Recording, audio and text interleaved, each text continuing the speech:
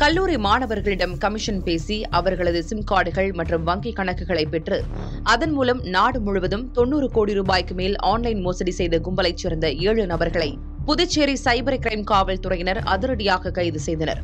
மேலும் மோசடியாக பெற்ற பணத்தை கிரிப்டோ கரன்சியாக மாற்றி சீனா, அயர்லாந்து, கனடா உட்பட பல நாடுகளுக்கு அனுப்பி அதற்கு கமிஷன் பெற்று இருப்பதும் விசாரணையில் அம்பலமானது.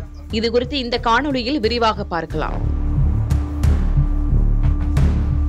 புதுச்சேரியைச் சேர்ந்த ஒரு தனியார் பொறியியல் கல்லூரியில் படிக்கும் 2 மாணவர்களின் வங்கிக் கணக்குகள் திடீரென முடக்கப்பட்டன. அதில் சுமார் 6000 ரூபாய் பணம் இருந்த நிலையில் அதனை மீட்டுத் தருமாறு கோரி அந்த மாணவர்கள் புதுச்சேரி சைபர் கிரைம் போலீசாரிடம் புகார் அளித்தனர். விசாரணையில் அந்த மாணவர்களின் வங்கிக் கணக்குகள் மேற்கு வங்கம், குஜராத் மாநிலங்களில் முடக்கி வைக்கப்பட்டிருந்தது தெரியவந்தது.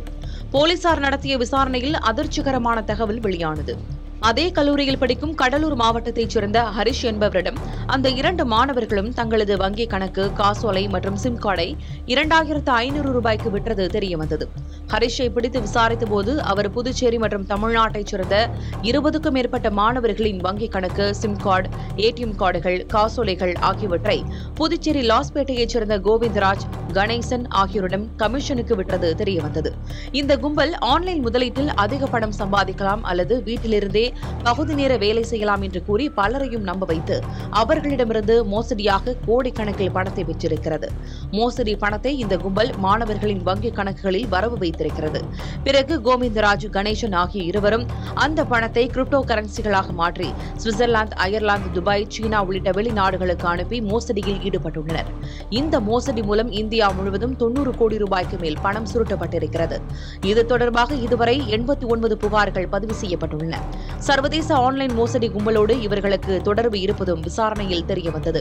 இந்த மோசடி தொடர்பில் இருந்த புதுச்சேரி, கடலூர், கள்ளக்குறிச்சி, சென்னை, அண்ணா நகரைச் சேர்ந்த தாமஸ் உட்பட மொத்தம் 7 நபர்களை சைபர் கிரைம் காவல்துறையினர் அதிரடியாக கைது செய்தனர். 5 லட்சம் ரூபாய் ரொக்கப்பணம், 250க்கும் மேற்பட்ட வங்கிக் கணக்கு ஆவணங்கள், 92 ஏடிஎம் கிரெடிட் கார்டுகள், 2 மடிக்கணினிகள், 2 டேப்லெட், 12 ஸ்கேனர்கள் மற்றும் கார் ஆகியவை பறிமுதல் செய்யப்பட்டுள்ளன. கைது செய்யப்பட்ட 7 பேரும் புதுச்சேரி நீதிமன்றத்தில் ஆஜர்படுத்தப்பட்டு காலாப்பட்டு மத்திய சிறையில் அடைக்கப்பட்டனர்.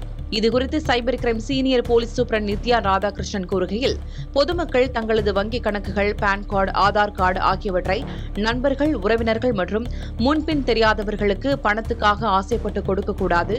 யாரேனும் தங்கள் வங்கிக் கணக்கில் பணத்தை அனுப்பி எடுத்து தருமாறு கேட்டால் அதனை தவிர்க்க வேண்டும். இதுபோன்ற மோசடிகளால் பாதிக்கப்பட்டிருந்தால் உடனடியாக சைபர் கிரைம் போலீசில் புகார் அளிக்கலாம் என கேட்டுக் கொண்டார்.